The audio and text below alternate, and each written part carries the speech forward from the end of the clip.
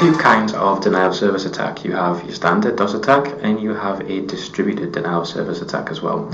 A DOS attack is where the perpetrator seeks to interrupt or take down or make unavailable a system or a resource, even a website that belongs to your business. And the idea is that because they are launching this attack, nobody else is able to use the resource at the same time, so they are denying you the service.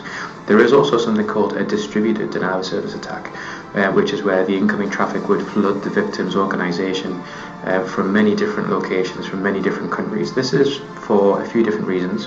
One of them is that if you are trying to attack a larger system, it might take more attacking systems to take that system down. And also, if the perpetrator did not want to be caught, then the ideal way to do that is to spread your attack across multiple countries.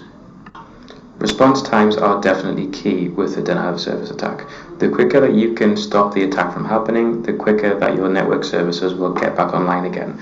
There are several things you can do to help assist with this. One of them is to have a very well-rehearsed playbook of exactly what you need to do when a DOS attack happens. One of the steps in there should be to contact your internet service provider to see if they are able to block the attack upstream. That way it takes the load off your network and onto your ISP's network instead.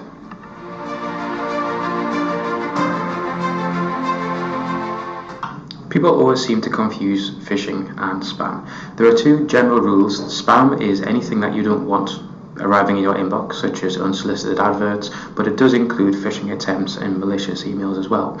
A phishing email is an email which is trying to entice you into opening something which will either con you out of money, infect your machine with malware, or make you see something online that you don't really want to see. You also have something else called spear phishing. Spear phishing is when you are targeted individually. An ordinary phishing attack could be from a bot which is sending emails out to a larger group, and it's not targeted at you specifically. A spear phishing attack is where somebody's done some research and realized that you hold some authority within a company, maybe you hold a budget within a company, and they can see benefit with targeting you individually. Thankfully, there are plenty of safeguards to prevent this from happening with many email providers out there. Many of them will be discovered from the source and they will never even arrive in your inbox. But one of the best protections you can have is just to be vigilant. If you don't recognize the email address that's come from, be very cautious. If there's any attachments on there, don't open them. If there's any spelling mistakes in the email which are very obvious, then again, don't open them. In 2019, a new business would fall victim to ransomware every 14 seconds throughout the whole world, and the profitability from it was into the billions. Unfortunately, most of this profitability is untraceable because money exchanged hands via Bitcoin, which is untraceable to the owner. Ransomware itself is definitely on the increase, and although some of the bigger outbreaks such as WannaCry and Blue Eternal have stemmed over the last few months, it will only be a matter of time before there is a new strain out there which is set to try and destroy our networks. So there are a few things that we need to do to make sure that this doesn't happen. One is have a good endpoint protection system on our workstations to make sure any infections are caught and quelled immediately. Another thing is to make sure that the protocols that these things used to travel laterally across our network are also disabled. Any good antivirus should have the latest updates to make sure these kind of things don't affect your system. Data breaches are a huge concern for both organizations and individuals. Some of the fines associated with data breaches are enough to sink any small, medium, or even large-sized company depending on the size of the breach, especially around things like HIPAA regulations. They are very stringent in ways that data are sent, and those controls are there to make sure that the data is sent safely and it isn't intercepted anywhere between its source and its destination. There are tools out there which can help you with this.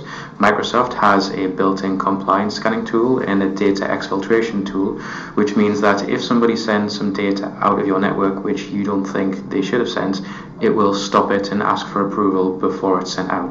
There are also many other third-party applications out there which can assist with this, and some companies even go as far as disabling USB ports on laptops and blocking access to personal webmail sites. A misconfigured or unpatched system is probably just as dangerous as clicking on a phishing email which contains malware. If you don't keep your system up to date with the latest patches often you don't install the security patches that are recommended, or even some of the other service patches that are recommended which have security rules within them, then your system is potentially very vulnerable. One of the ways to get around this is to have a managed patching system.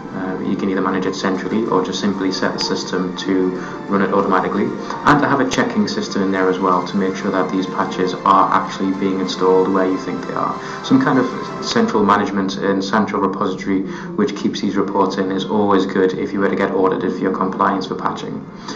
Misconfigured systems are also very dangerous. If a system was set up in a hurry or by somebody who wasn't an expert in their field, they may have put a critical weakness in the system simply by misconfiguring it. And what we can do is go through your systems and try and find these particular vulnerabilities. Identity theft can stem off the back of a successful phishing attack. Identity theft is the deliberate use of somebody else's identity, usually as a method to gain money through either credit or getting access to people's bank accounts. Now, the term identity theft was actually coined in 1964, so it's clearly been around for a very, very long time. And you'd be amazed what people can do with very little information. If somebody knows your address and your date of birth, how many companies do you call which hold financial information on you, and all you get asked is what's your address, what's your date of birth, and what's your name? If you have all those 3 bits of information, there's a very good chance somebody could get credit in your name. There are services out there you can subscribe to personally, which if anybody applies for any credit and any credit checks are done in your name, it will alert you to make sure that it is actually you who's applying for it. I would recommend anybody does this. Espionage is generally something that you think about that only takes place in James Bond films. However, corporate espionage takes place in 2 main forms. In short, the purpose of espionage is to gather knowledge about an organisation and may incur the acquisition of intelligence or information from industrial manufacturing, plans, patents, that kind of thing. Anything that would give you an advantage over a competitor. Now, this is highly, highly illegal, and usually it is done by somebody getting a job within a trust of a company, so getting a job where they have access to material which is beneficial to others. Then that can either be sold back to competitors, or it can just be stolen without gain if somebody has a particular grudge against a company.